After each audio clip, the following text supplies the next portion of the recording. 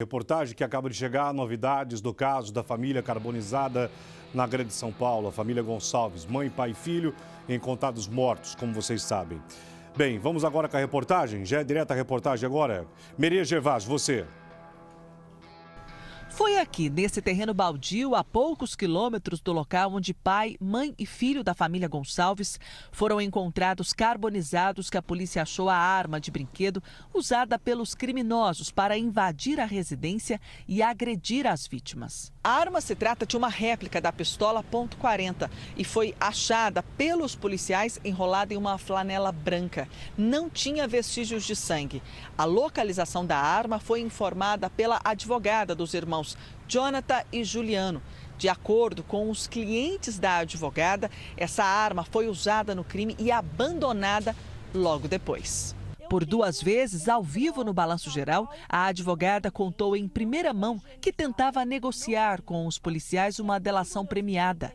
Em troca, ela revelaria onde estava o objeto até então misterioso. Eu tenho uma prova cabal e contundente que não foi higienizada, não foi limpa. Segundo meus clientes, ainda tem sangue, está escondido. Eu sei o local que está esse objeto. Então eu falei, doutor, o senhor quer que eu entregue esse objeto pessoalmente ou o senhor quer que eu indique o local para o senhor buscar? Eu não posso agora, nesse momento, indicar exatamente qual é esse objeto e quem exatamente utilizou, até porque essa informação que eu tenho, ela é extremamente importante para a defesa buscar minimizar a situação dos réus. A réplica está sendo periciada. A polícia quer ter certeza se ela foi mesmo usada no crime e se tem vestígios de sangue das vítimas. No depoimento, Jonathan disse que comprou a arma numa feira do rolo e que se trata de uma réplica de .40.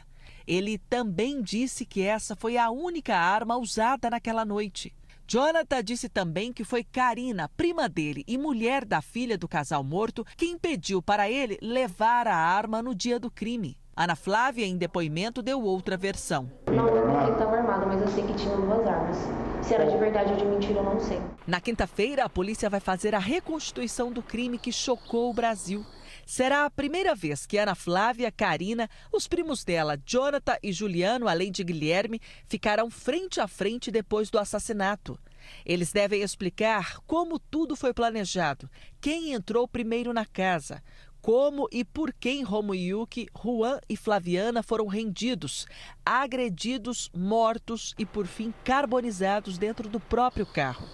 Para a polícia, o grupo planejou roubar a casa e depois matar a família para ficar com a herança. O crime aconteceu no dia 28 de janeiro. No dia seguinte ao crime, a polícia prendeu Ana Flávia, a filha mais velha e a única sobrevivente, e a esposa dela, Karina. Elas apresentaram várias versões sobre o caso e caíram em contradições em diversos momentos durante os depoimentos, sempre negando qualquer participação. Depois, acabaram confessando a participação no roubo à casa da família, mas não às mortes. Além de Ana Flávia e Karina, estão presos também os irmãos Jonathan e Juliano, que são primos de Karina e Guilherme, um vizinho que teria ajudado no crime.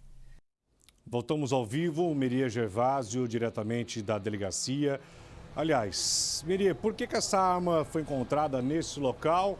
Para quem está chegando agora no Balanço Geral, amanhã reconstituição.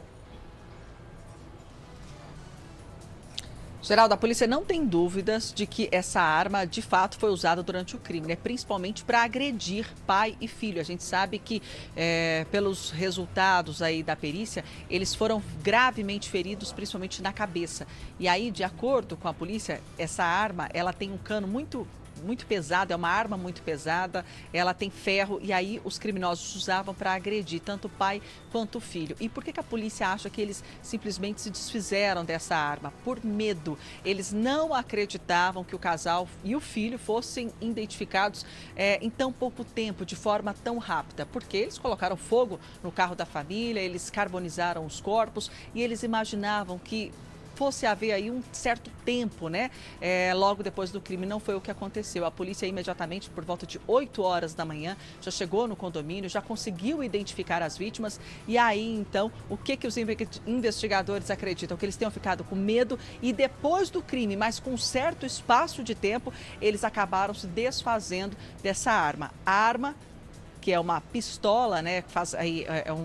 É uma réplica da pistola .40, uma arma de brinquedo, de pressão, que tem um valor considerável, em torno de R$400, R$500, de acordo com as nossas pesquisas. E eles levaram até um terreno que fica mais ou menos uns 9 quilômetros de onde os corpos foram encontrados, enrolaram essa arma numa flanela e deixaram lá no terreno. Só que as coisas aconteceram de forma muito rápida, né? As prisões foram muito rápidas, Ana Flávia e Karina foram presas logo em seguida, no dia seguinte, e eles precisaram então se desfazer do que seria uma prova também do crime, né, Geraldo? Renato, o que nós podemos esperar amanhã da reconstituição? Eu acredito que a polícia vai eliminar uma série de dúvidas para saber onde estavam as duas mulheres quando o casal e o filho foram mortos, onde estavam Juliano, onde estavam o Jonathan e o Guilherme, quem bateu em quem, tudo isso vai ser esclarecido. Tudo isso vai ser esclarecido. Quem foi executado primeiro? Sim, porque pela descrição do Jonathan, a primeira pessoa a morrer foi a Flaviana. Depois o menino e, por último, o Romayuk. Pelo menos foi a descrição que ele deu. Inclusive com, não sei porquê, onde estava a cabeça do criminoso, que colocaram o corpo do menino em cima do corpo da mãe, por asfixia. Então, tudo isso vai ser esclarecido. Então, não vai demorar um pouco, vai demorar bastante, eu acredito, essa reconstituição, porque, assim, cada um vai contar a sua história. E a história tem que bater direitinho. Por isso que o Guilherme está sendo ouvido hoje, porque o Guilherme vai contar uma história, porque o advogado deve estar orientando, eu não estou fazendo crítica ao advogado não, porque ele está defendendo. Para você que está chegando agora, essa é a imagem da chegada, há pelo menos uma hora atrás, do Guilherme, imagem agora, tá? Na delegacia, que vai ser ouvido a pedido do advogado. Então, ele deve contar uma história semelhante à do Juliano e semelhante ao do Jonathan. E aí o que acontece? Você percebe que as duas contaram duas histórias diferentes, a Ana Flávia e a Karina, logo no começo. E depois, quando o Juliano foi preso, ele contou que a Karina que era a culpada. Então, isso tudo na reconstituição. E tem que ser muito bem feito, sabe por quê? Porque na hora do julgamento, na hora do juiz ler, o juiz vai ler todo o processo, isso vai pesar muito no peso do jurado, para botar 30 para um, 50 para um, 30 para outro, 40 para outro e por aí vai, porque cada um teve uma participação direta ou indireta num crime brutal e cruel, que a gente falou muito aqui. Amanhã será uma quinta-feira longa para todos, para a polícia, sim, para os acusados. Sim, porque vão cercar o condomínio e aí sim, eles vão entrar e vai começar assim, olha, eu acredito até que comece nos carros. Imagens do condomínio, por favor, nos 1h carros, da tarde agora, porque 1h08. Nos carros, por a gente a imagem ver... aérea do condomínio para mim, por favor, essa é a imagem do crime. A gente percebe a entrada. Então, primeiro a entrada do carro da Ana Flávia, esse. Depois a Ana Flávia entra no carro já com os criminosos, atrás do carro do pai. E aí vem o carro da mãe, por último. Isso tudo para não ter dúvida nenhuma, para não haver nenhuma interrogação do caso, eu acredito, pela experiência que eu tenho, das reconstituições que eu já acompanhei, e foram muitas. Então começa na rua, dentro do condomínio e depois dentro da casa. Esse é o condomínio que amanhã vai ter a reconstituição. Essa imagem do condomínio que vocês já conhecem, porque ficou já uma imagem muito clara. Então, essas imagens agora que vocês vão ver do condomínio que vai entrar, é amanhã nesse condomínio, no local, realmente. E que nós mostramos com exclusividade no dia, da parte aérea. Nós mostramos como era o condomínio, onde era inclusive a casa. Que não se sabia onde era a casa, porque todos tinham uma noção, até nós tínhamos uma outra noção diferente. E quando a imagem aérea do nosso helicóptero, nós mostramos a casa, inclusive, que tem um corredor do lado da casa, da família Gonçalves. Já tem a imagem, Caio, aí, por favor, a imagem aérea do condomínio? 1h09.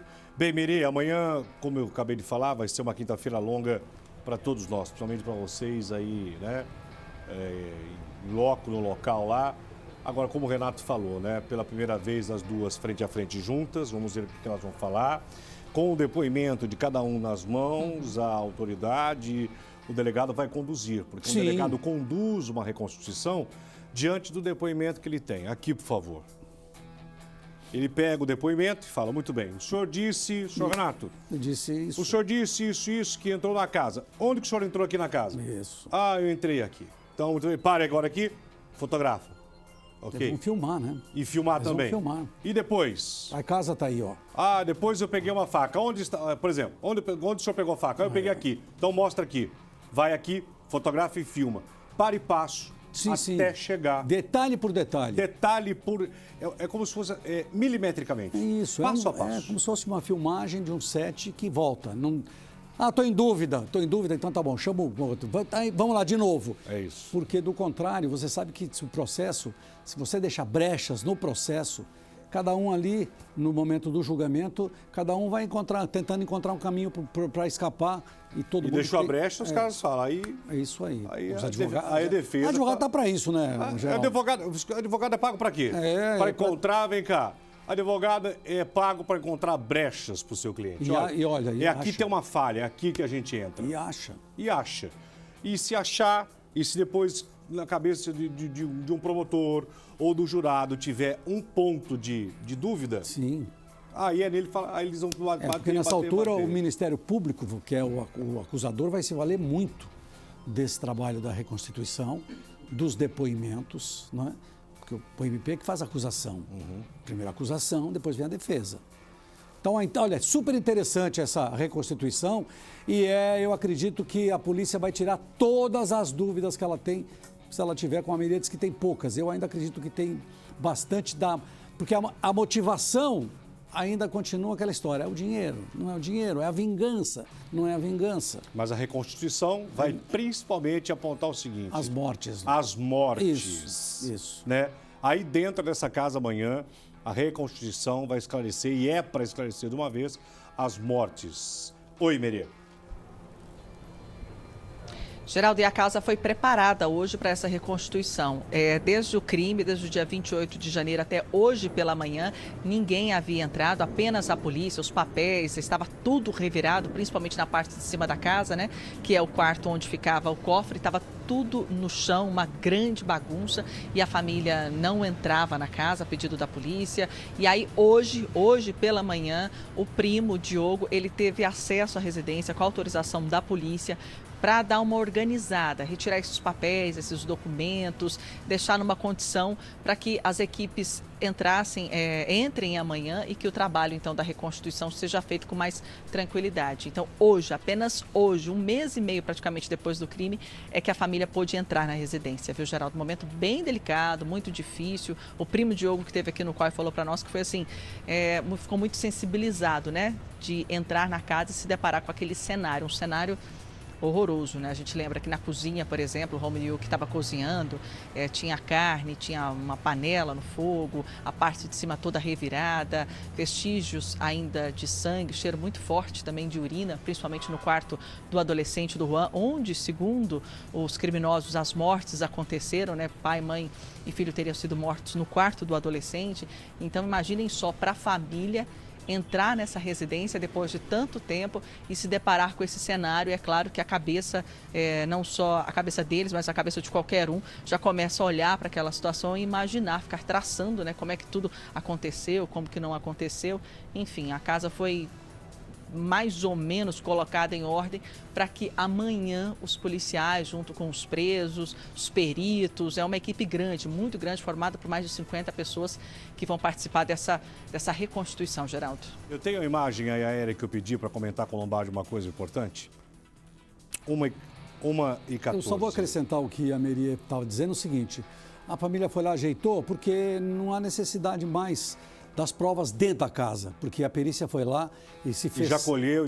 Três vezes os peritos voltaram à casa. 3. Quer dizer, a limpeza da casa... Não atrapalha em nada. Não atrapalha em nada, porque ali só... O que vai acontecer lá dentro é só quem estava onde, de que maneira se eles se movimentaram, porque o que tem dentro da casa, tudo o que tinha dentro da casa, que interessava à investigação, ao processo, ao inquérito, foi fotografado e foi filmado. E lembrando que o casal, a família foi morta no dia em que completava 26 anos de casório. Então, quer dizer, crueldade em tudo. um crime planejado, orquestrado aí pela namorada e pela filha, tudo pelo dinheiro. Topa tudo, as duas topa tudo por dinheiro. 85 mil reais que teria no cofre, mais os imóveis, né? As 2 lojas no shopping. As lojas de perfume, a perfumaria e toda essa família aí dizimada, morta, queimada. E o que a Ana Flávia queria, não conseguiu, não vai conseguir, porque ela vai ser condenada, ela não tem direito a nada. E como é que pode a Karina, uma pessoa que se julgava tão inteligente, tão maliciosa, teve uma mente para tanta coisa, não teve mente para saber das imagens que teriam, né? Não, e o detalhe do carro. Do carro, detalhe de tudo, né? Você lembra do dia do carro que nós vimos aqui? Nós mostramos o carro queimado aqui e eu confesso que eu disse no dia, vai ser fácil identificar por causa da placa.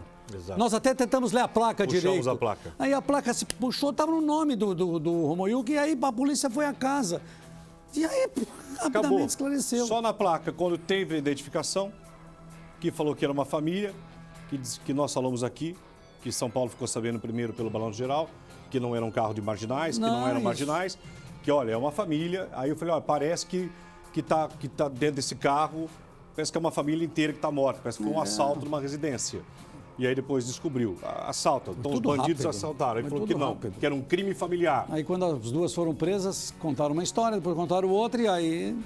Em 2 dias de programa, o telespectador do Balanço Geral descobriu junto com a gente aqui. Bem, Meri, até amanhã na Reconstituição e vamos ver esta quinta-feira, né?